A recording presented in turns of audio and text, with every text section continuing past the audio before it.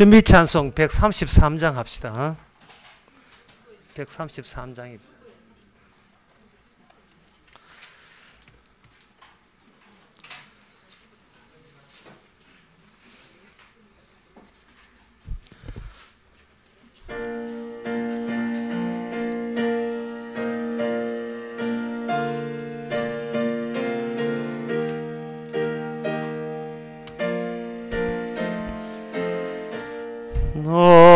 어저께나 오늘이나 아무 때든지 영원토록 변함은 거룩한 말씀 믿고 순종하는 이의 생명 되시며 한량은 아름다운 기쁨 말일세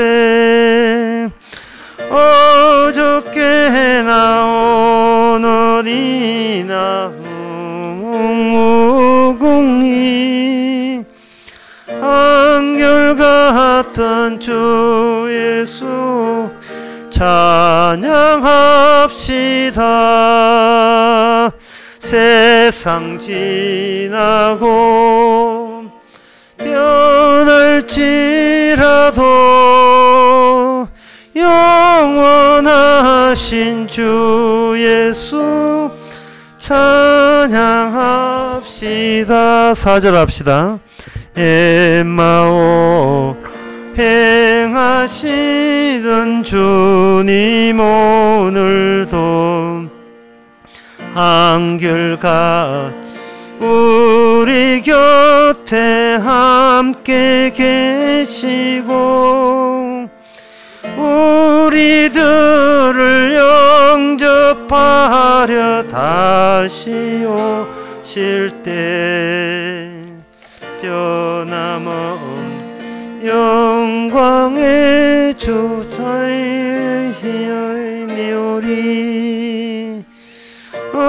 어저께나 오늘이나 홍유공히 한결같은 주 예수 찬양합시다. 세상 지나고 변할지라도 영원하신 주 예수 찬양합시다.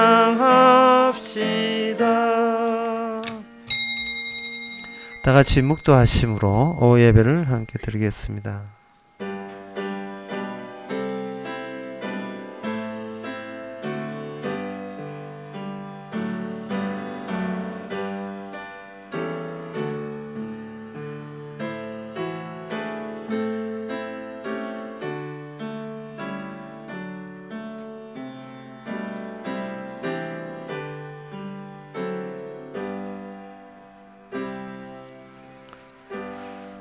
그 노여움은 잠깐이요 그 은총은 평생이로다. 저녁에는 울음이 기숙할지라도 아침에는 기쁨이 오리로다. 하나님, 우리가 우리 자신의 인생을 스케줄을 주관하는 것이 아니고 주님이 주관하고 있음을 저희들이 항상 잊지 말고 감사케 하옵소서. 예수님의 이름으로 기도합나이다. 아멘. 찬송가 210장 합시다.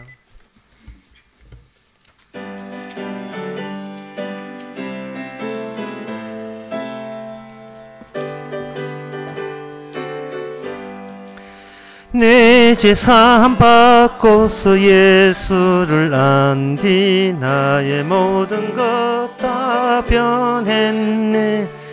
지금 내가 하는 길 천국길이요 그의 피로 내 죄를 씻었네.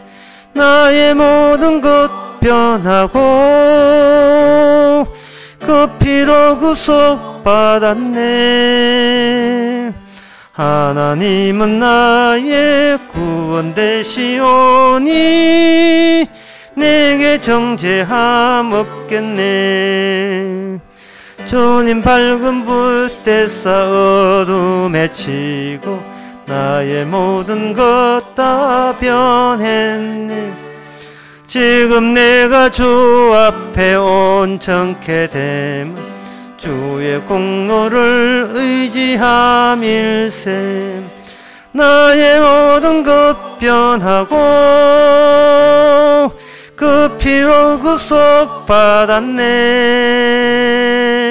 하나님은 나의 구원 되시오니 내게 정죄함 없겠네. 내게 성령 임하고 거크신 사랑 나의 맘에 가득 채우며 모든 공포 내게서 물리치신 내 맘 항상 주 안에 있도다. 나의 모든 것 변하고 그 피로 구속받았네. 하나님은 나의 구원 되시오니 내게 정죄함 없겠네. 이 시간 한 마음으로 기도하는 시간입니다. 기도 제목은 항상 하나님이 우리에게 주시는 일은 우리가 피하고 싶은 두려운 일과 그리고 공포스러운 일을 허락합니다. 그걸 맞아들이라고 줬는데 우리는 피하는 게 상책이다 이기고 도망치기 바쁜데 이제는 이 세상에 어떤 일이 있다 할지라도 어떤 일이 벌어져도 그것이 주의 우리가 인간 만들기 위한 천국 가는 사람 만들기 위한 일인 걸 알고 받을 수 있도록 다 같이 기도합시다.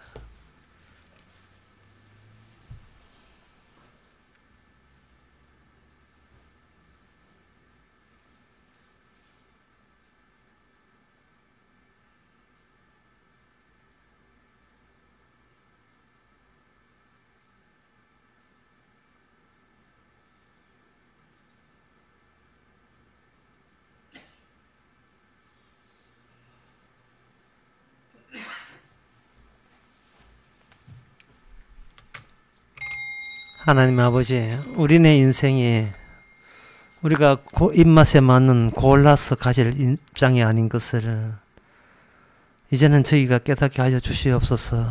내가 원하는 내 인생을 늘 철폐시켜 주시고 주님의 기쁘신 뜻에 맞춰 나가는 주께서 손수 다루시는 주님의 인생이 될 수 있도록 저희들 늘 맡기는 생활 되게 하옵소서. 예수님의 이름으로 기도옵나이다. 아멘.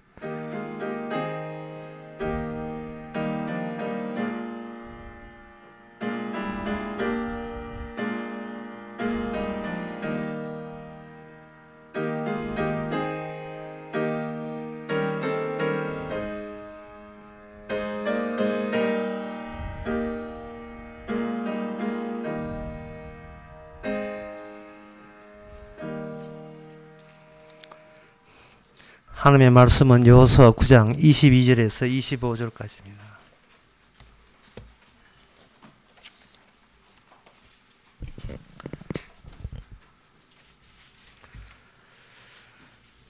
구약성경 333페이지입니다. 여호수아가 그들을 불러다가 일러 가로되 너희가 우리 가운데 거주하거늘 어찌하여 우리는 너희에게 심히 멀다 하여 우리를 속였느냐. 그러므로 너희가 저주를 받나니 너희가 영영이 종이 되어서 다 내 하나님 집을 위하여 나무 패며 물 길른 자가 되리라.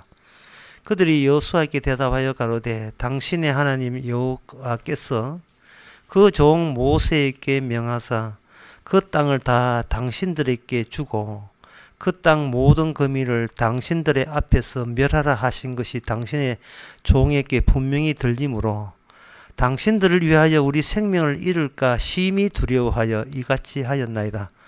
보소서 이제 우리가 당신의 손에 있으니 당신의 의향에 좋고 옳은 대로 우리에게 행하소서 한지라. 아멘. 무슨 내력이냐 하면은 이 기도원 사람들이 가까이 있거든요. 예루살렘에서 그저 북서쪽으로 얼마 멀지 않은 곳에 있는데 10몇 킬로 있는데 그 가까운 데서는 원래 여호수아의 가 점령의 대상지가 되는 겁니다. 다 멸해야 될 건데 그 사람들이 대들 줄 알았죠. 이 기도원 사람들이 이스라엘에게 어디 감히 우리 땅에 와 이게 진짜 날라온 돌이 빼인 돌 뺀다 뭐 그런 말 한 것처럼 외부에서 우리를 침략하다니 우리는 힘을 다하여 당신을 격퇴할 거야 라고 기도원이 바락바락 하면서 대들 줄 알았는데 그 사람들이 멸망당하지 않기 위해서 거짓으로 뭐라고 위장을 했느냐 하면은 우리는 가까운 데 사는 사람이 아니고 멀리서 왔습니다 라고 하면서 마치 야곱이 그 아버지 이삭을 속이는 것처럼 그 무리들이 변장을 해가 먼 곳에서 온 사람처럼 또 헤어지고 그 곰팡이 피운 그 음식물을 내놓으면서 이스라엘을 속였어요. 속이니까 여호수아가 우리가 점령지 아닌 사람을 만났구나. 그렇다면 이 사람들은 우리가 해칠 수 없고 살려둬야 되겠다라는 마음을 먹도록 그렇게 조치를 했습니다. 그런데 이렇게 이스라엘이 속임을 당했다는 거 이게 이상하지 않습니까? 하나님의 일에는 조금 더 속임이 없게 원활하게 이렇게 추진되는 것이 사람들의 그 상식이거든요. 거기 평탄하게 일이 되어야 하나님 일이 지금 잘 되고 있다고 얘기하는데 울퉁불퉁은 이상하게 하나님이 하는 일에 그게 잘 어울리지 않는다고 생각되겠죠. 네, 그러한 그 선입감이 상식이 이스라엘 전쟁, 여호수아 전쟁 가운데 이게 깨집니다. 하나님의 일이니까 마치 그 얼음판에 스케이트 하는 것처럼 쫙쫙 일이 잘 돼야 된다고 여기는 그 의식은 어떤 의식이냐 하면 세상 권력에서 나온 의식입니다.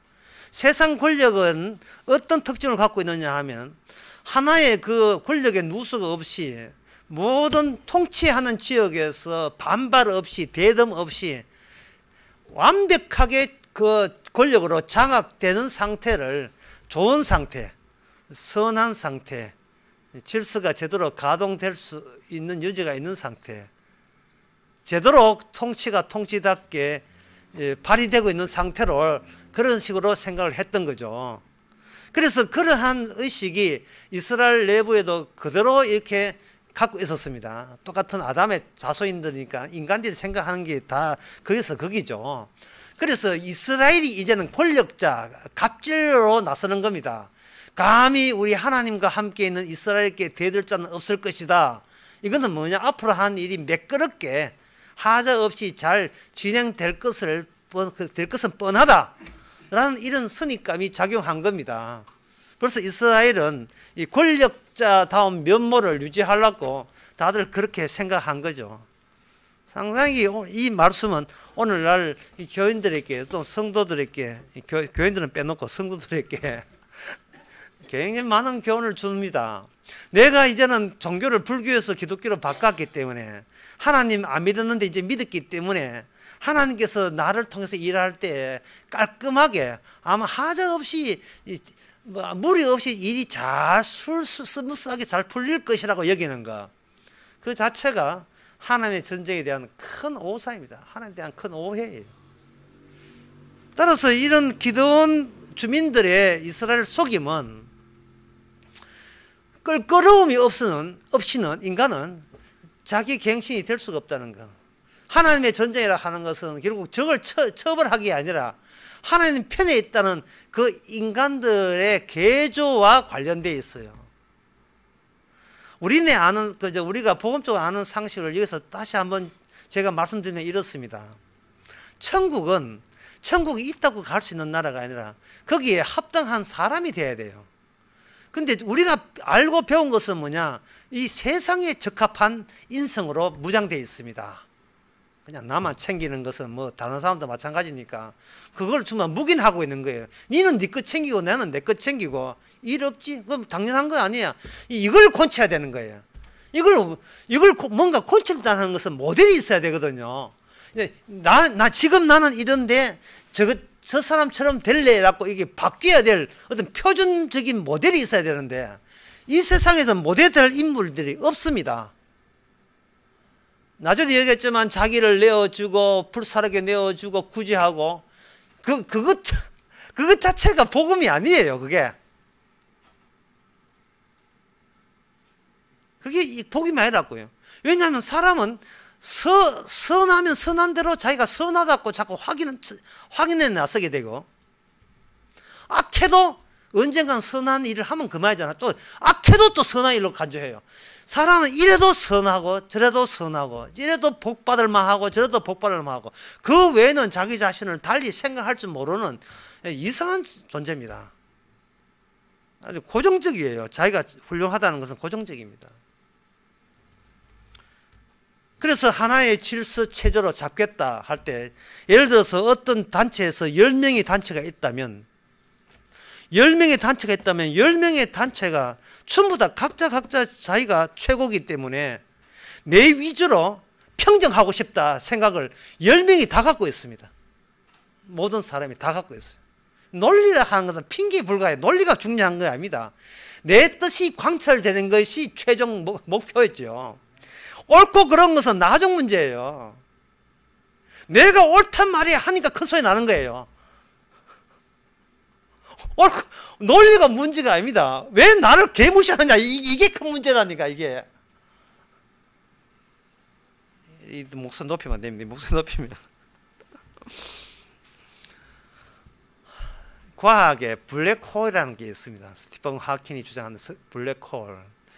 이 블랙홀을 주장하면서 스티븐 하킹이 뭐라고 했냐 하면은 모든 정보는 블랙홀에 들어가면 지워진다는 말을 했어요. 그 사람은 신자도 아니에요. 복음도 물론 모르고 그냥 물리학자예요. 물리학자인데 상당히 복음에 자신도 모르게 복음을 설명하고 만 거예요. 복음이라 하는 것은 십자가는 눈에 보이는 게 아닙니다. 실체가 없어요. 사도 바울은 십자가 눈앞에 보이는 것을 네가 왜 눈을 끄느냐 할 때 그 말 듣고 사람들은 세상에 살 때 눈에 보이는 걸 내가 좋은 걸 가지고 싶듯이 이제는 십자가도 가지고 싶어 하는데 문제는 십자가는 블랙홀이지 실체라는 게 없어요. 블랙홀의 특징은 뭐냐? 모든 정보는 그 안에서 없어지는 거예요. 모든 정보가 그 안에 있으면 그 모아진 정보를 내가 가지면 돼요. 소유의 대상이 되는데 이게 아주 어려운 말이지만요. 이사나리 엘리사에 나오는 이야기처럼 이 거울이 있다면 거울에서 거울 자체가 구멍이라면 분명히 거울 속에 들어갔는데 가보니까 아무것도 없어. 그렇다면 이거는 아무것도 없는 것이 모든 있는 것을 빨아당기는 현상, 블랙홀 현상입니다. 블랙홀 현상이에요. 그리고 그 블랙홀을 반대로 바꾸면 뭐냐? 물리학에서는 세상의 천지창조는 빅뱅, 빵 한 거지. 우리말로 하면 그 총 쏠 때 빵이거든요. 큰 소리 빵. 큰 소리로 빵 총알 쏘듯이 세상은 빵 하고 터진 순간에 다 있어버렸다. 없는 데서 있어버렸다는 거예요. 그 소리 듣고 교황청에서 뭐냐 하면은 빅뱅 이론은 기독교가 맞기 때문에 우리가 인정합니다. 이래서. 제가 강조하는 것은 블랙홀에서는 인간의 정보가 없다는 겁니다. 이쪽에 있는 것을 저쪽에 옮겨 놓으면 김장할 때 좀 해봤죠. 이쪽에 있는 생배추를 여기다 간처리 해가 저쪽 해놓으면 이 배추가 저쪽 배추 살아있어요. 근데 블랙홀은 이쪽 배추를 집어넣는데 저쪽 아무것도 없어요. 모든 정보는 지워지니까 네가 어떻게 하면 무엇을 하면 어떻게 살았는지 희미한 등불 위에서 아무리 봐도 없어요. 그러나 십자가는 내가 없어지는 거예요. 그걸 십자가에서 죽었다고 이야기하거든요. 사람들이 일가 친척이 죽고 하는 것을 굉장히 슬퍼하고 안타까워하게 되죠. 왜냐하면 자기 정보가 거의 담겨 있으니까. 그러나 일가 친척 식구가 죽는 것 그거 연습 문제예요. 죽음 아니에요. 그거는 죽음의 연습 문제. 심지어 거기다가 보탭시다. 나의 죽음까지. 이거는 본고사 아닙니다. 나의 죽음도 연습 문제예요. 진짜 죽음은 십자가 죽음이에요. 왜 내가 죽는 것을 왜 연습 문제로 보느냐 하면은 이 모의고사에 불과한 이유가 내가 죽고 난 뒤에 나는 천국 가서 이리 편히 쉴 것이다. 자꾸 블랙홀이 아니고 현재 있는 내가 저쪽에 이동한다고 생각하는 겁니다. 소위 신자가 되어도 블랙홀도 몰라요. 내 모든 정보가 없어진다는 말은 내가 했던 내가 안고 있는 기억조차도 없어지고, 기억 없어지면 자아는 없는 거예요. 저쪽 세계에서는 예수님의 형상으로 다시 제조하는 거예요. 다시 만들어내는 겁니다. 그러니까 기존에 고물 딴지 가지고 계속 수리하달라고 자꾸 닥달 내지 마세요. 이 몸이 거룩하게 되고 이 몸이 자꾸 그렇게 내밀지 마세요. 우리가 알고 있는 것은 이게 우리의 기억력 감퇴와 더불어서 얼마나 감사한지, 기억력 감퇴가 더불어서 정보가 소실됩니다. 심지어 침에 걸리면요, 예, 맏아들 보고도 아저씨라고 해요. 이건 실제 상황입니다. 아저씨 누구예요? 간만에 왔으니까 아들인지 모르죠. 늘 옆에 있는 둘째 아들만 생각하지 뭐좀 몰라요. 아저씨 누구예요? 내가 끝에 가면 내가 누군지를 몰라요. 예, 얼마나 감사할 일입니까? 그 때문에 평생을 동안 나를 감지하는 것 때문에 내가 밤잠을 못 이뤘잖아요. 나 어떻게 살아야 돼? 나 내일 되면 어떻게 되는데? 맨날 걱정, 근심, 공포 같은 것이 바로 내 딴에 생기잖아요. 고마우신 주님께서는 실컷 모의고사, 연습 문제 실컷 하라 말이죠. 오늘 본문에 보면 기도원 사람을 배워보세요. 그 사람이 왜 거짓말 했는지, 또 오늘날 우리는 왜 거짓말 하는지. 어떤 심리학자의 조사에 의하면 하루에 인간은 300번 거짓말 한다 하니까 어떤 사람은 안 믿겠다 해요. 한 5번 하는지 300번 한답니다. 300번. 300번 한다 하면 거짓말 수시로 한다는 거거든요. 그 거짓말 수시로 하면 거짓말 다 모아가지고 뭐라고요? 내 주장이 옳다고요. 거짓말 주장이 옳은가요? 그까지 큰 소리 내고 싸우고 내 주장이 옳은가요? 300번 거짓말 했는데.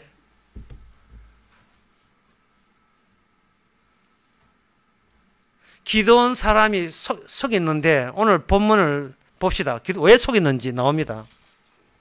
왜 속였느냐라고 하니까 여기 24절 끝에 보면 24절 기니까 끝만 보겠습니다. 모세께 명하사 이 땅을 당신들에게 주고 이 땅 모든 거민을 당신 앞에 멸하라 하신 것이 당신의 종에게 분명히 들리므로 당신들을 인하여 우리 생명을 잃을까 심히 두려워하여 이같이 하였나이다. 인생의 공포하지만 그 마지막 공포의 이유가 뭐냐? 이 목숨, 우리 생명을 잃을까 심히 두려워한다는 거예요.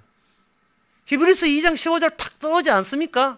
악마가 인간을 갖고 노는 이유는 죽을까 싶어서 평생도록 종으로 삼았다고요. 그게 저주 상태라고요.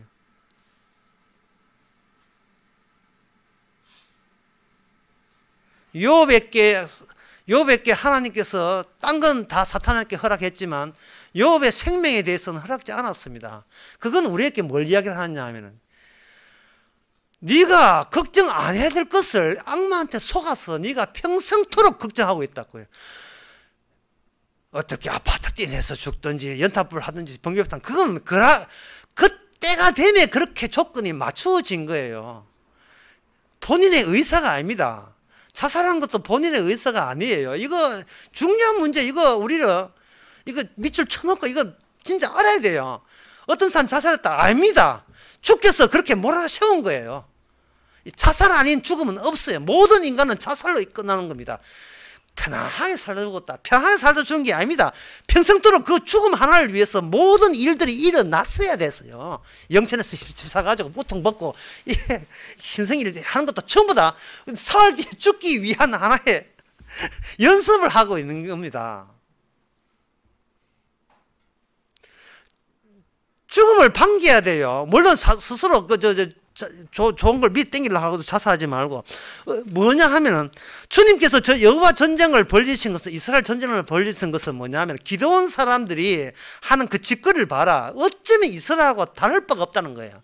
죽기 무서워서 속이는 것과, 그들이 이스라엘이 죽는 게 무서워서 다른 신을 섬기는 것과, 다른 여호와, 다른 예수 섬기는 것과 다를 게 뭐가 있느냐 말이죠. 똑같이요.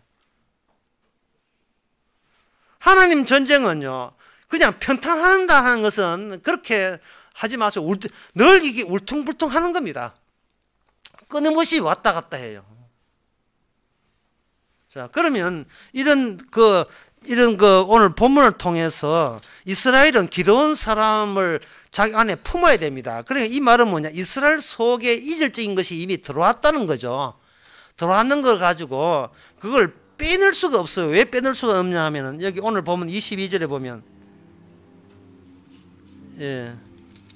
20절에 보면, 우리가 그들에게 맹세한 맹약을 인하여 진노가 우리에게 임할까 하노니, 그들이 속였다는 걸 알고 이 괘씸한 것들, 우리 애를 무시하고 하늘을 모독하고 죽어봐라 라고 할 수가 없는 것은, 이게 그들과 언약을 맺었기 때문에 그렇습니다. 언약 맺을 때 인간이 대표가 아니에요. 하나님 이름으로 언약을 맺었기 때문에 이건 어쩔 수 없이 그 자기를 속인 사람을 자기 내부 요소로 받아들여야 되는 겁니다. 기도원 사람들을 이스라엘에 편입시켜 줘야 돼요. 그 편입시켜 주게 되게 되면 이제는 이스라엘 역사가 이스라엘 사람들의 뜻대로 굴러가지 않는다는 사실이 이제 분명해지는 겁니다. 제가 오늘 아침에도 그런 이야기 했지만, 우리는 아까 기도할 때도 했지만, 우리가 내 인생을 설계할 때 우리들이 생각하는 설계가 있죠. 그게 설계의 대부분의 성격은 뭐냐? 평탄하고 조용하고 풍족하게, 그냥 무탈하죠. 무탈, 아무 탈이 없이 가기를 바라는 겁니다. 누구 소원대로, 내 소원대로. 그런데 하나님께서는 아까도 이야기했지만 천국 가려면 인간이 달라져야 됩니다. 달라질 때 외부에 우리가 기피하고 피하고 싶은 그 요소가 주님에 의해서 우리 내부 요소로 들어와 버려요. 그전에는 우리가 미리 알았으면 기도원 사람을 안 받아줬을 거예요, 이스라엘이. 그러나 그쪽에서 속였기 때문에 이거는 어쩔 수 없이 받아줄 수밖에 없는 겁니다. 그러면 이거는 뭐냐 하면 한번 설교를 정리해 봅시다. 이스라엘 사람입니다. 이 세상은, 이 땅, 가나안 땅은 우리가 평정해야 돼. 완벽하게 고요하게 평정해야 돼 라고 잘못 생각하는 그 속에 기도원 사람이 속임을 당하는 사건이 벌어졌고, 그 사건을 인하여 이스라엘은 울퉁불퉁하게 이제는 언약의 이름으로 본인이 원치 않은 이질적인 요소를 이제 내포하게 되었습니다. 드라마 보면 그런 게 있잖아요. 출생의 비밀 때문에 원치 않은 자식을 막 내 자식처럼 키워야 되고 그런 게 또 있거든요. 원치 않은 요소가 들어와 버리면 그 들어간 그것 때문에 이게 말썽의 소지가 돼요. 내 뜻이 좌절돼 버리는 겁니다. 그럼 이것이 우리가 개조되는 거, 변화되는 거 무슨 관계 있느냐? 빌립보서 2장에 보면 예수님께서 오실 때 나 하나님이다 까부지 마 이렇게 오신 게 아니에요. 예수님 요소에다가 이질적인 요소를 집어줬습니다. 예수님은 의인이거든요. 근데 의인에게 죄가 오면 안 된다는 것은 그 당시 바리새인과 사두개인과 서기관들이 철두철미한 자기 거룩, 자기 성화를 하기 위해서 철저히 커버하려 하는 거예요.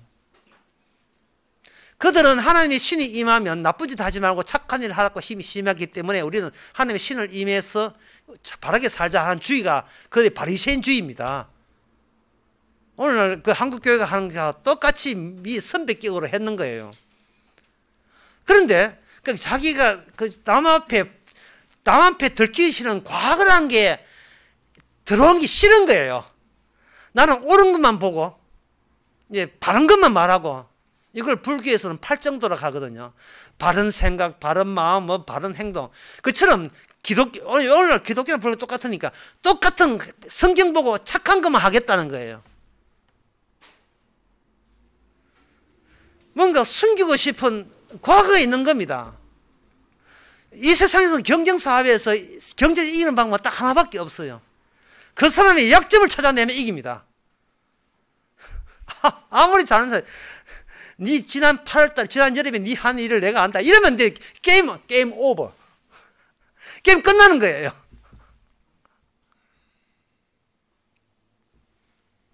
왜 부부가 갈라설 수가 없는 한 서로의 약점을 지우고 있기 때문에 그래요. 왜 부모가 자식한테 큰 소리를 못하느냐? 자식이 부모의 약점을 지우고 있기 때문에요. 그런데 그 약점을 장점이라고 얘기하면 안 됩니까? 천국 가려면 약점이 장점이 된다는 사실을 받아들이면 이 천국 가는 거예요. 주님은 의인인데 죄인을 받아줬잖아요. 그러면 우리를 죄인 되게 하시는 이유가 뭐냐? 이미 주님이 우리 안에 이질적인 요소로 들어있기 때문에 그 의가 어떻게 죄를 이기는지 주님한테 이리만 하면 되는 겁니다. 살려고 하니까 약점이 점점 생기는 겁니다. 위선자가 되고. 그들은 생명이 무서워서 비겁하게 변장해서 이스라엘에게 항복했다? 하지만 이스라엘은 다른 나라한테 안 그렇게 했습니까? 하나님이 무서운 게 아니에요. 자기 생명이 무서운 거예요. 내한테 진짜 잊을 건 것은 안 죽어야 되겠다는 악마의 사고방식이 나의 본 중심부를 차지하고 있는 이상 우리는 달라져야 됩니다. 안 죽어야 될을 이제는 죽어 마땅함으로 달라져야 되죠. 그러면 목사님 그렇게 달라지게 되면 어떤 현상이 납니까? 기도원은 아무리 변장과 항복해가지고 뭐 물 기는 사람이 되어가 종로를 하지만 기도원은 희망 없어요. 기도원 사람은 구원받지 못합니다. 왜 그러냐 하면 그 사람에게는 기다림이 없어요. 이스라엘의 역사의 특징은 뭐냐면 지금 내가 얼마나 잘 살았냐가 아니라 누구를 기다린다는 겁니다. 여러분 누굴 기다립니까?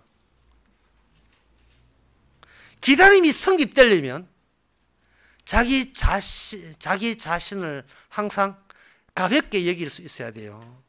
왜냐? 그분 기다리는 만날 수 있는 만남의 성대는 그분이 지금 나보다 더 중요하기 때문에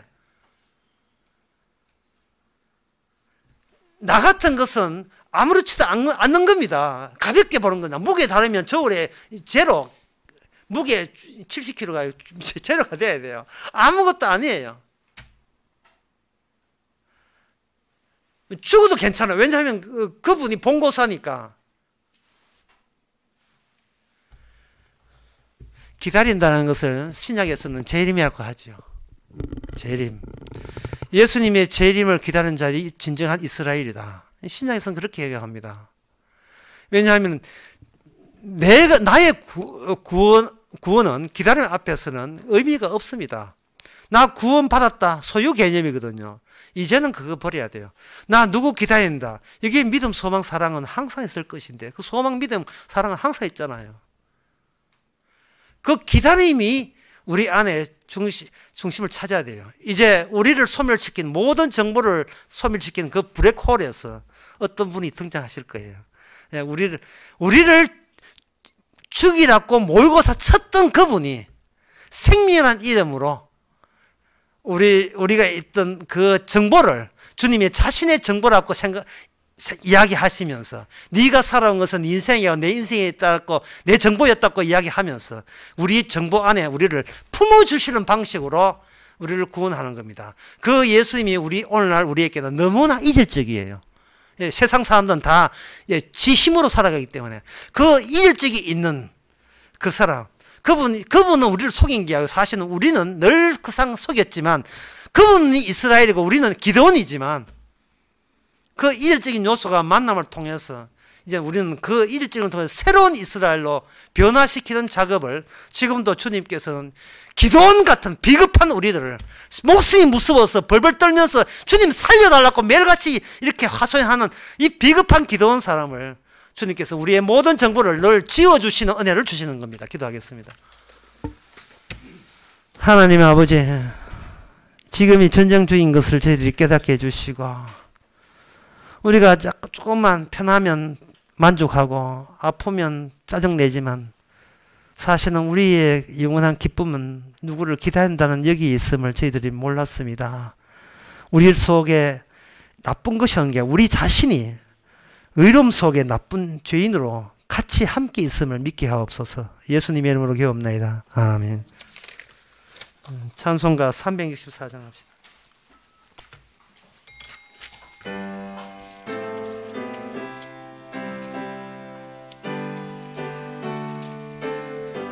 가사를 생각해 보세요.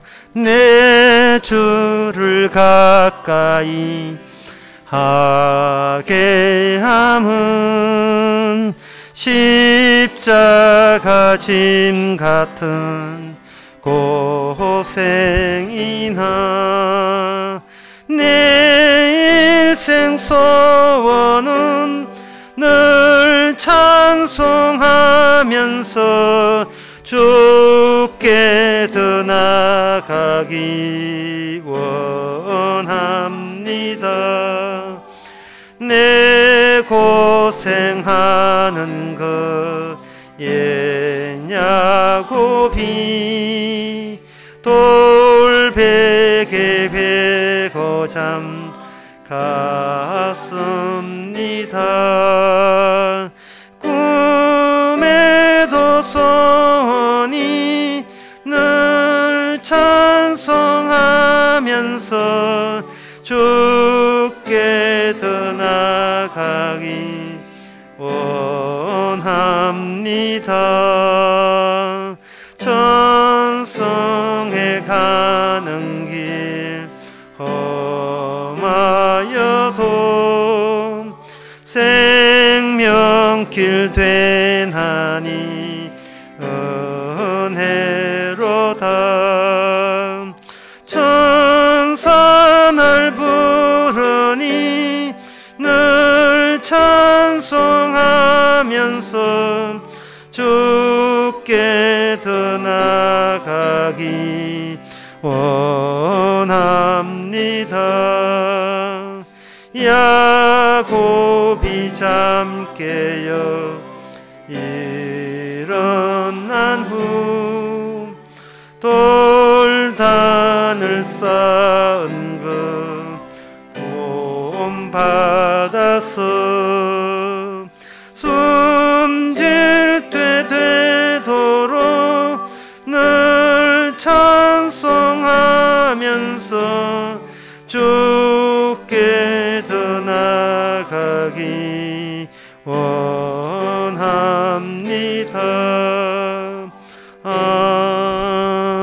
아멘. 기도합시다.